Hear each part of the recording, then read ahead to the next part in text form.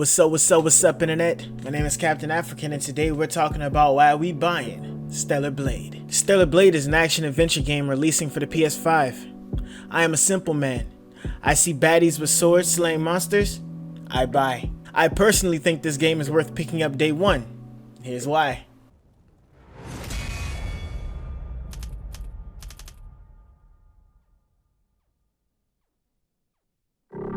Reason 1. There's a demo. Demos are a good sign of confidence from the developers, as it shows us, the consumers, that they have faith in their product. It also gives us a chance to test out the game, which is amazing. And they've reached almost 70,000 players in a single daily player count. That's crazy to think about.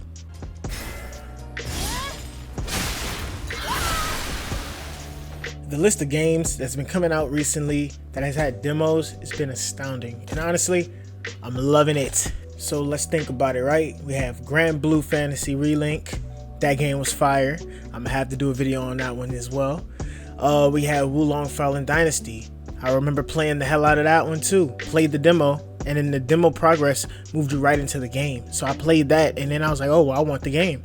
Bought the game right then and there. I mean, I'm gonna need these companies to come on and keep doing this, because it's getting them some sales. And I mean, just like I said before, over 600,000 people, almost 700,000 people have been reported to have played this demo at its daily peak. And having us be able to test these out is only going to benefit the company if they are putting out a good product. But I think that this game has that going for it, right? Because so many people have found genuine fun and value in the demo, that $70 is guaranteed to get spun. I'm about to go buy the game in a second as soon as I finish this video. What you mean?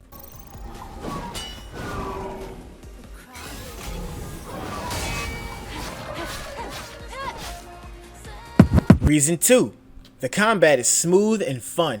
The combo system is between a Souls game and a Bayonetta game, somewhere like DMC, but there's no combo multipliers or anything like that.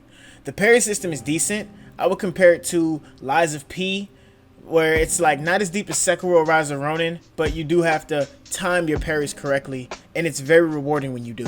So let's keep it real here, right? I did say I am a Souls game fanatic, right? I love playing Souls games, but to be real with you, I really like playing all games. I just find, the difficulty in Souls games to be addictive. With this game being, action adventure, and having, those elements, right? I find it very, very fun. And honestly, just like I was saying earlier, it's all about the fun, right? The combat's smooth and fun. And that's the backbone of your game. If it's an action adventure game, right? The backbone of your game is the fun factor, the combat, the thing that I'm going to be doing probably 90% of the time, unless it's a Final Fantasy game, right? I'm going to be fighting enemies back to back to back to back. So for that to be, your standout thing, and they have a lot of other standout things, I really do think that they're onto something with this. And to touch on that parry system again, just like I said, right, I beat Lies of P, I want to say in December. And one thing that I was afraid of right after watching a few reviews was the parry timing. It didn't really seem like it was going to be fun, but I actually found the parrying in that game to be decent. It wasn't bad. Of course, it wasn't Sekiro either, right? But it worked. And once you understood how to do it, and you got it right, I beat the final boss because I learned how to parry correctly. And with this game, I would say the window's a little wider, so you get that margin of error that you wouldn't get in a Sekiro. So, I think that they're onto something with this as well. And I really do look forward to seeing how deep it gets through that skill tree.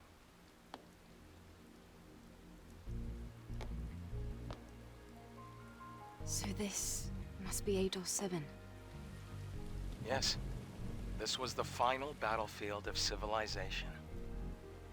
It was also known as a truly colossal city.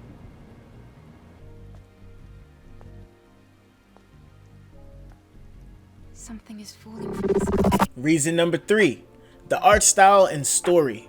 We have interesting characters like Eve and Tachi, You know, different drip for Eve. Holla at you. Holla. Different enemies. The enemy types are kind of weird. They remind me of like Bayonetta and Devil May Cry once again, like I said before. But these are aliens. They're not really demons. And the world is very post-apocalyptic, so it scratches that desolate type of itch that you want from a game like this. So, you know, these characters, Eve, Taki. There's a guy, but nobody knows his name. Adam. But like, they're really gonna be iconic characters, you know, in 2024. Now, will it stand the test of time? We'll see. I mean, I would say a lot of people are definitely comparing her to Bayonetta and 2B. Away from that, like I said earlier, the enemies are weird, and I love that with some of these games like Neo 2, right? How you'll be fighting some weird looking demons. That feeling when you go into a boss arena and you see the cutscene for the first time and you're like, yo man, what the hell is that? It's a really good feeling, because it really does build that anxiety and that pressure. It puts that pressure on you when you get into that first boss arena. Elden Ring does it too, especially when you see some of these bosses in Elden Ring transform. And I foresee that being in this game. I mean, there's no reason why they wouldn't have some of these bosses transform. And honestly, like, these monsters that you do fight, these aliens that I believe that they're aliens, right? They're pretty freaking weird. But I like it. It's in a good way. And they add to the desolate feeling of the world, right? That they're building here, this post-apocalyptic world. You know, everything looks. It's not even that it looks. Everything is destroyed. Everything's just tattered, broke down. Buildings with moss, things everywhere. It looks like you're about to explore a post-Fallout world, but with a sword.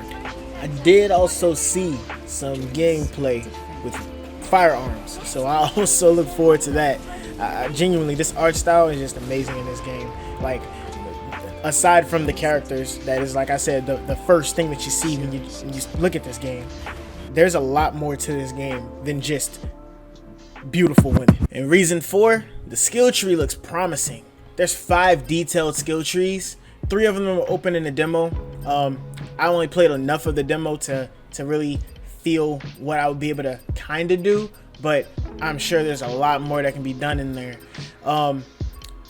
For me, right, I love skill trees in games. It gives me a sense of progression along with leveling systems, right? And it doesn't feel like it's gonna drag on. This game feels like it's gonna be more straightforward with slight open world elements, if that makes any sense. Taki? Eve, are you alright? This place is dangerous. Take my hand.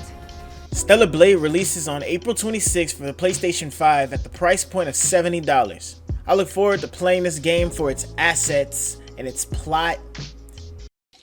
Oh, brother, this guy stinks! Look out for my first impressions and my review in the future.